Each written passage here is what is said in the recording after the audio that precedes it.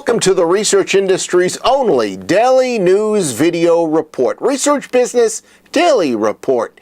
Sponsored today and this week by USAMP, the Answer Network, offering technology solutions and survey respondents for both consumer and business insights. Happy New Year, everybody, from RBDR. From snowy Chicago, where the high temperature today is supposed to go all the way up to minus 10 degrees.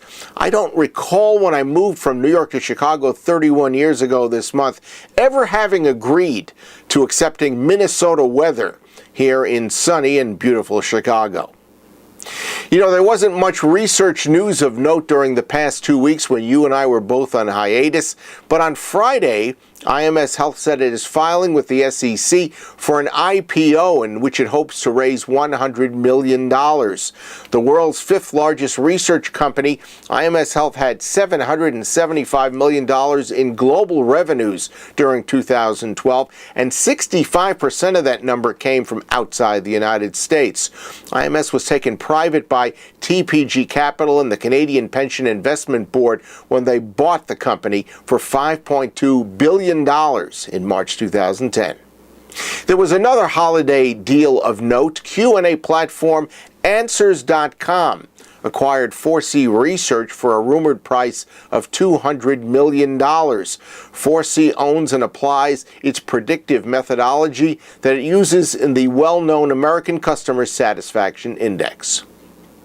Moving on, BrainJuicer today is releasing its FeelMore50. It's a ranking of the United States' 50 most effective emotional ads during 2013. Now, it's a nice self-promotion for BrainJuicer, but not every advertiser is at all buying the philosophy that emotion is the most important component in advertising success. And yet, when I spoke to founder, CEO, and chief juicer John Kieran, he was quite effusive about what he hopes the FeelMore50's importance can be to the media research industry.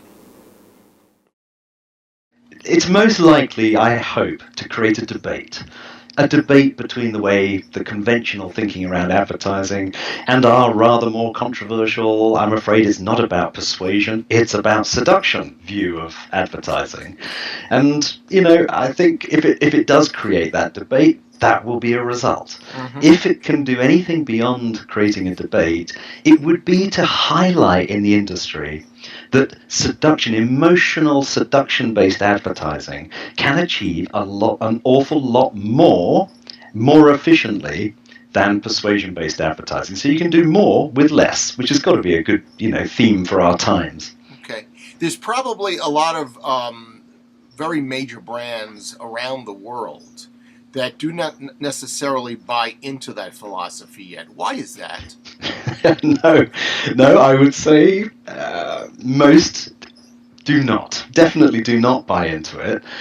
And I think it's because the current model of advertising, which is this fist of a brand proposition wrapped in a velvet glove of emotion, where the emotion is what lures people in, and then we can hit them with why our brand is better than another brand, it seems so plausible, even sensible, as a way of going about how advertising should work. The trouble with famous advertising, five-star advertising as we call it, is it seems more like entertainment. It moves you, it tells a story, it's emotional, and messaging is so much not really about it. It's about seduction, not persuasion. And there's very little about the actual product benefits. And the danger is that I think that can seem frivolous, almost self-indulgent, rather than sensible about the way of spending the company's money. And so there are some almost career-limiting aspects to the most famous advertising. And it takes a very brave, ballsy kind of marketing team and marketing director to do it anyway.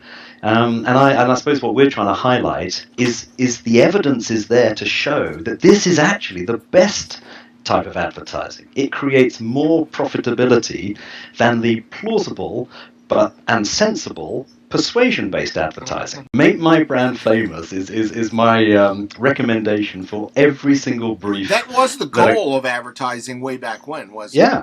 Make my brand famous, I think, is the most effective, efficient way to to build your brand, and it's what advertising, TV advertising particularly, is good at.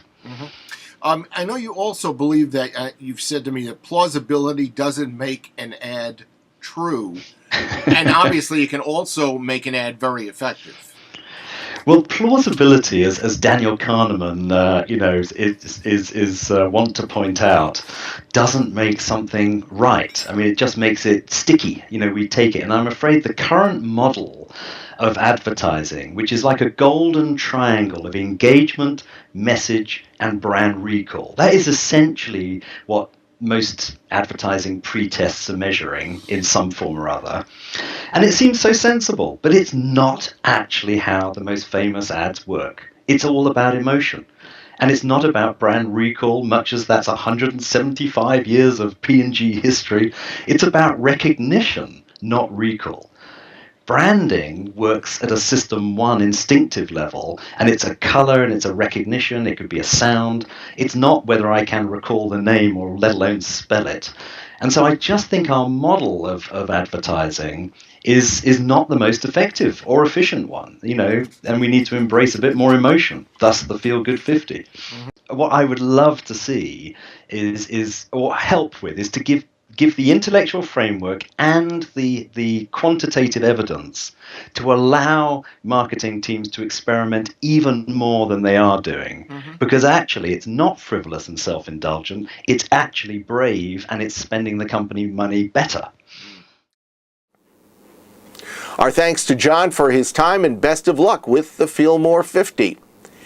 That's your Research Business Daily Report, sponsored by USAMP, the Answer Network, offering technology solutions and survey respondents for both consumer and business insights.